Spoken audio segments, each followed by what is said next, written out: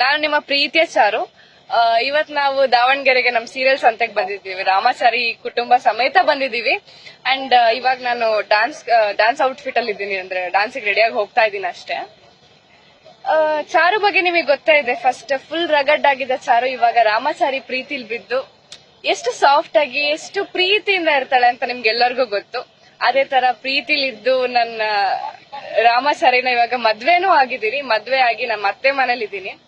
So ಎಲ್ಲಾರ್ನು ಒಟ್ಟಿಗೆ ಸೇರಿಸಿ ಕರ್ಕೊಂಡ್ ಬಂದಿದೀನಿ ಸೀರಿಯಲ್ಸ್ ಅಂತಾಗೆ. ಎಲ್ರು ಬಂದಿದೀವಿ ನಾವು ಕುಟುಂಬ ಸಮೇತ. ದಾವಣಗೆರೆಗೆ ಬಂದಿದ್ದು ತುಂಬಾ ಖುಷಿ ಆಯ್ತು. ಯಾಕಂದ್ರೆ ದಾವಣಗೆರೆಯಲ್ಲಿ ತುಂಬಾ ಆಡಿಯನ್ಸ್ ಇದಾರೆ.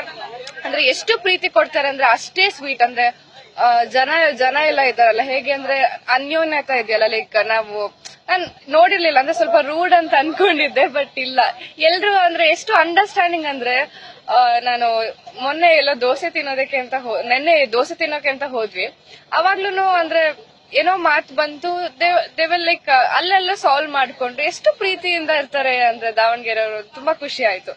ಆಮೇಲೆ ದಾವಣಗೆರೆಯಲ್ಲಿ ಬಿಸಿ ಬಿಸಿ ಬೆಣ್ಣೆ ದೋಸೆ ತಿಂದ್ವಿ ಬಂದ ಹಾಗೆ. ತಂದ್ಕೊಟ್ರು, ಯಾರೋ ಫ್ಯಾನ್ಸೇ ತಂದ್ಕೊಟ್ರು. ತುಂಬಾ ಖುಷಿ ಆಯ್ತು ತಿಂದು. ಆದ್ರೆ ಫಸ್ಟ್ ಟೈಮ್ ಟೇಸ್ಟ್ ಮಾಡಿದಲ್ವಾ, ಅದಕ್ಕೆ ದಾವಣಗೆರೆಯವರ ಪ್ರೀತಿ ಎಲ್ಲ ಸೇರಿಸಿ ತಂದಾಗಿತ್ತು. It was so good. ಇಲ್ಲಿ ಬಂದು ನಮ್ಮ ದಾವಣಗೆರೆಯವ್ರ ಜೊತೆ ನಮ್ಮ ಸ್ಟೇಜ್ ಶೇರ್ ಮಾಡ್ಕೊಳ್ತಿರೋದು, ನಮ್ಮ ಒಂದು ಕಾರ್ಯಕ್ರಮನ ಇಲ್ಲಿ ಇಟ್ಕೊಂಡಿರೋದು ತುಂಬಾ ಖುಷಿ ವಿಷಯ. ಇಷ್ಟೇ ಅಂದ್ರೆ ಜಾಸ್ತಿ ನಾವು ಎಷ್ಟು ಪ್ರೀತಿ ಕೊಡ್ತೀವಿ ಅದಕ್ಕಿಂತ ಜಾಸ್ತಿ ಪ್ರೀತಿ ಕೊಡ್ತಾರೆ ಅಂತ ನಾವು ಅನ್ಕೊಂಡಿದೀವಿ. ನಮ್ಮ ಸೀರಿಯಲ್ಸ್ ಅಂತೆ ಸಕ್ಸಸ್ಫುಲ್ ಆಗ್ಲಿ ಅಂತ ನಾನು ಬಯಸ್ತೀನಿ ಅಷ್ಟೇ. ನಾನು ರಾಮಾಚಾರಿ ಒಂದು ಪರ್ಫಾರ್ಮ್ ಮಾಡ್ತಿದ್ದೀನಿ, ನಾನೊಂದು ಪರ್ಫಾರ್ಮ್ ಮಾಡ್ತಿದ್ದೀನಿ, ನನ್ನ ತಂಗಿಯವರು ಎಲ್ಲರೂ ಪರ್ಫಾರ್ಮ್ ಮಾಡ್ತಿದೀವಿ. ಎಲ್ರು ಖುಷಿಯಿಂದ ನೋಡ್ಲಿ. ಅಂಡ್ ನಾವು ಅಷ್ಟೇ ಬಯಸೋದು ಹಾ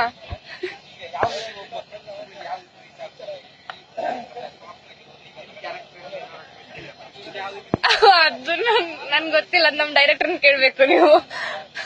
ಆದ್ರೆ ಅದೇ ಚಾರು ಆಗಿ ಹೇಳ್ಬೇಕು ಅಂದ್ರೆ ನನ್ಗೆ ಅವ್ರು ಯಾರು ಅಂತಾನೆ ಗೊತ್ತಿಲ್ಲ. ಮೌನ ಆಗಿ ಹೇಳ್ಬೇಕಂದ್ರೆ ಹೇಳ್ತೀನಿ ಏನ್ ಹೇಳ್ಬೇಕು ಅಂತ ಅಷ್ಟೇ.